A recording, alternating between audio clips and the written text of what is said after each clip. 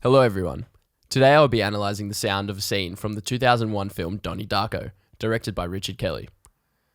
The scene I will be analysing is the movie theatre scene, a very pivotal scene in the movie which ultimately leads Donnie down a certain path, which parallels the film's own created rules in regard to the tangent universe and time travel, and thus the sound design, effects, music, foley and atmos, as well as dialogue, all reinforce the narrative and audience perspective dramatically. Firstly, I'll need to quickly delve into the film's plot so far, including the background of Donnie and the character Frank. Under Kelly's direction, the film Donnie Darko is very complicated and involves a variety of possible endings, with the sound effects, score, and soundtrack being extremely controlled and deliberate in regard to delivering the perspective of the director and narrative. The film's entirety is a constant contrast regarding the life of its protagonist, Donnie Darko, who is revealed to be living within a tangent universe, or possibly seeing daylight hallucinations. He's visited by what the movie refers to as a manipulated dead, Frank, a character wearing a Halloween bunny suit, which informs him that the world will end in 28 days, 6 hours, 42 minutes, 12 seconds. 12 seconds. Here is the movie theatre scene.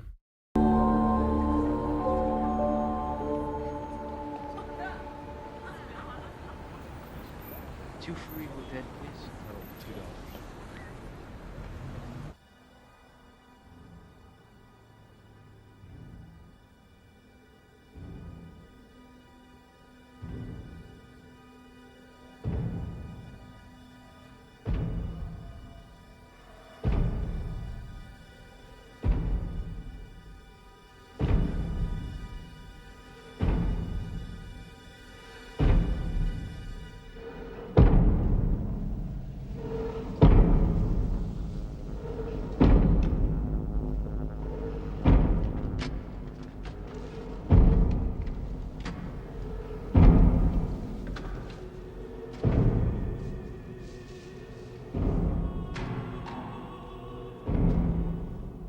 Why you wear that stupid bunny suit?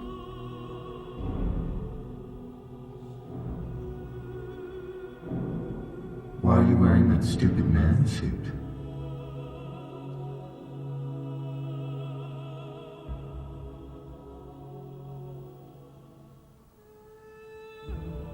Take it off.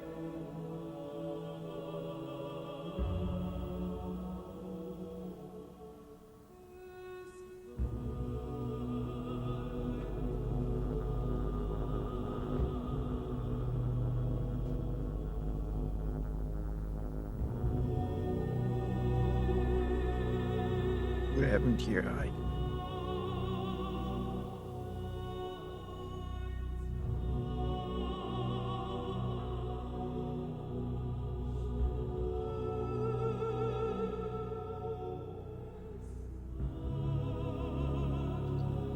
Why do they call you Frank? It is the name of my father. His father before me.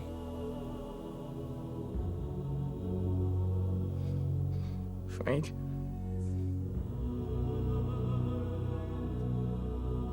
When's this gonna stop? You should already know that.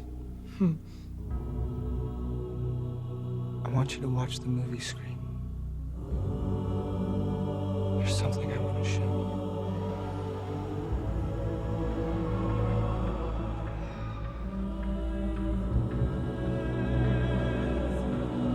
Have you ever seen a portal?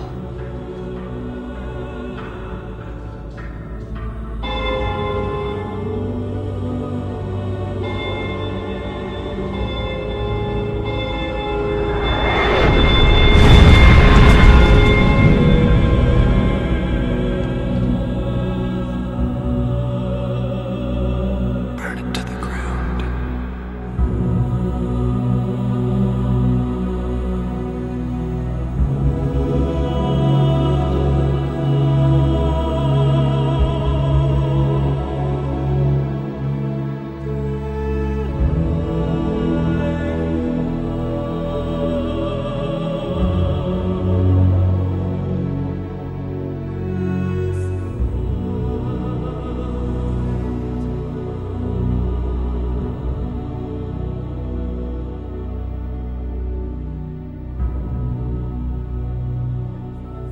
As you just saw, the scene is filled with atmosphere, music, and an extensive use of non-diegetic and diegetic sounds, as well as effects and Foley motifs, all which help to reinforce the narrative while simultaneously creating a heightened viewing experience for the listener, and an insight to the film's split storyline regarding the tangent universe, as well as the possibility of the protagonist Donnie's worsening mental state. The first thing someone can take from the scene is how well the music actually works with the scene and the movie as a whole. Firstly, the sound effect starts off with a slow boating sound with an atmospheric string arrangement behind it. And as the tension builds, it seems that the low frequency impact sounds seem to get louder and louder and build with pace, which I believe is almost mimicking or showing the audience the way in which they should feel regarding the scene. The slow tension and intensity of the low end sound itself mimics a heartbeat, building in tempo with tension. The interesting thing about the start of these sound effects, however, is that to an audience, it seems diegetic, as the soundscape feels like it belongs to the film that Donnie is watching, The Evil Dead, inside of the cinema. However, I believe it acts not only as a signifier for the audience to which the direction of the scene will now take place and the tension of Donnie's mental struggle regarding his upcoming fate whilst watching the movie, but as a motif for the character Frank, the bunny rabbit, who acts as a manipulated dead to guide Donnie through his path and thus resulting in this scene which eventually drives Donnie to burn down a house. Throughout the movie, Frank's presence is always met with sound effects, intense Foley, and almost always a non-diegetic, metallic and futuristic buzzing soundtrack, stating to the viewer that what is taking place may be within Donnie's mind or otherworldly, thus enforcing the entire narrative plot of the film. Frank is always paired with an extremely creepy score, paralleling Donnie's mental and delusional state when confronting him. Often they use intense Foley or layering of thunder or overcompressed low end throughout the movie, which in this scene's introduction becomes a foreshadowing for the appearance of Frank. As the noises become louder, there's a significant background buzzing and ticking clock motif in the soundscape, all of which further informs the listener to the point that Frank is trying to tell Donnie that the world is ending, that time, hence the clock, is running out. All of this occurs before the film even shows you that Frank is even there, possibly stating that Frank is always inside of Donnie, or existing simultaneously, alike the entire tangent universe of the film. Once Donnie notices Frank, the score changes, with the Atmos now being played simultaneously as the music, which is a piece titled For Whom the Bell Tolls by Steve Barker and Carmen Day, which title in itself refers to the destined fate of both Donnie and Frank, as well as possibly an allusion to the Metallica track of the same title, in which church bells ringing is a constant motif, like this scene with the ticking clock. Firstly, if you ask someone about this scene, their response is usually that it's creepy or scary. However, the music in the scene is not reminiscent of horror movies in particular. Overall, the texture is very slow and orchestral, with reverberant voices singing in harmony freely and without any real lyrics. The piece, however, evokes emotions of sadness and despair, presented in a minor key, the two voices, one a male singing at a low hum, and the female singer with a wavering operatic style that's almost Middle Eastern in a way, parallels the plot of the movie and the scene in particular. A sad and dark story of two people in this case, the relationship between either Donnie and Frank or Donnie and Gertrude. Sound effects are layered all over the entire scene, with low rumbling and drum beats that evoke a certain thunderous quality, especially in regard to when Frank's character is on screen. The thunder sound effect is often used with Frank's character appearance throughout the entire movie, stating metaphorically that his relationship with Donnie is possibly stormy and destined for destruction, and also maybe a literal foreshadowing of the big storm at the end of the movie, which ends the tangent universe and breaks the jet off the plane at the start of the movie, thus causing the inevitable destruction of both the tangent universe and Donnie.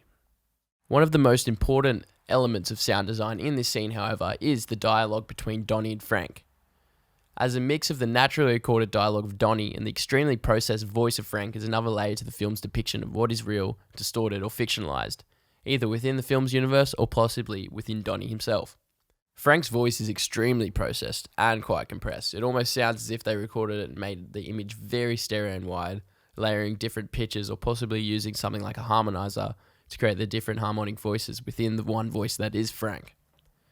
Once the conversation begins, the external sound effects I talked about earlier seem to peel off, leaving just the music and dialogue to take center stage for your attention, as the drama and the intense atmosphere of the music along with the scene tells the audience that the conversation is extremely important in comparison with Donnie's other encounters with Frank. Donnie then tells Frank to unveil himself and take off the bunny suit face, a very important unveiling of his true identity, which forms a large part of the plot later in the film. This unveiling is also met with the same intense machine-like buzzing noise that occurs at the start of the scene, and often when Frank appears, but stops when he is unmasked.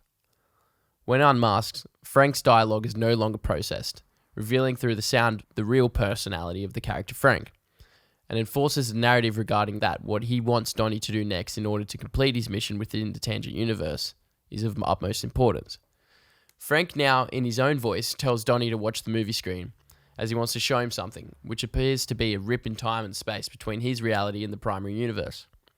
The entire film uses extremely great sound effects in regard to the portals and destiny paths throughout the movie, often accompanying their vision with a strange blubbery and watery sound, giving the audience an auditory cue to their presence as well as personifying the rips between dimensions with an auditory characterization.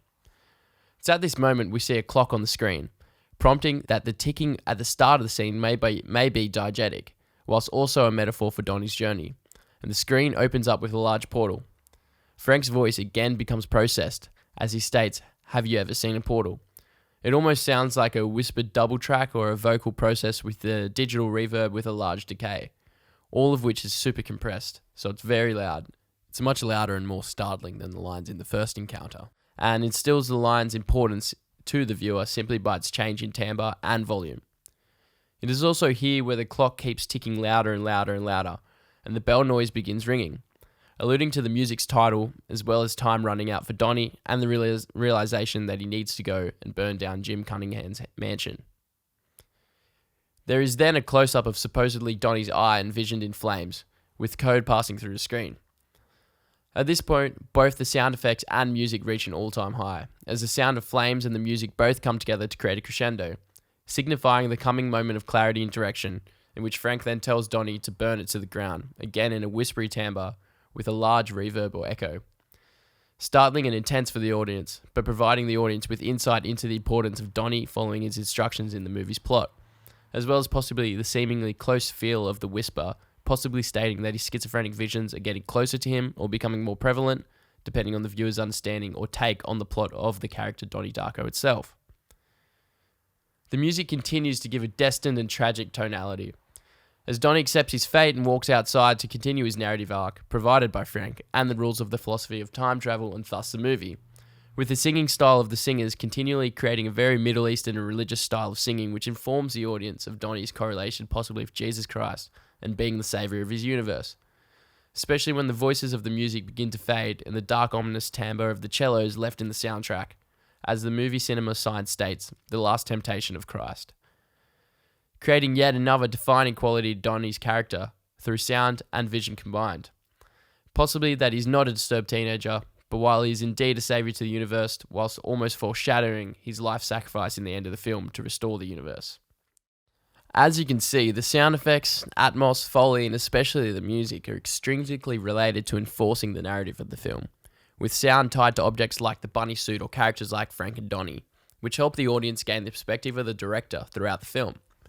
This scene in particular is extreme detail in regard to the sound design and use of dialogue and audio to create the entire experience of what the protagonist Donnie is going through, as well as enhance the entire experience of the film, while subconsciously filling you in on the plot. Thank you all for watching and have a great day.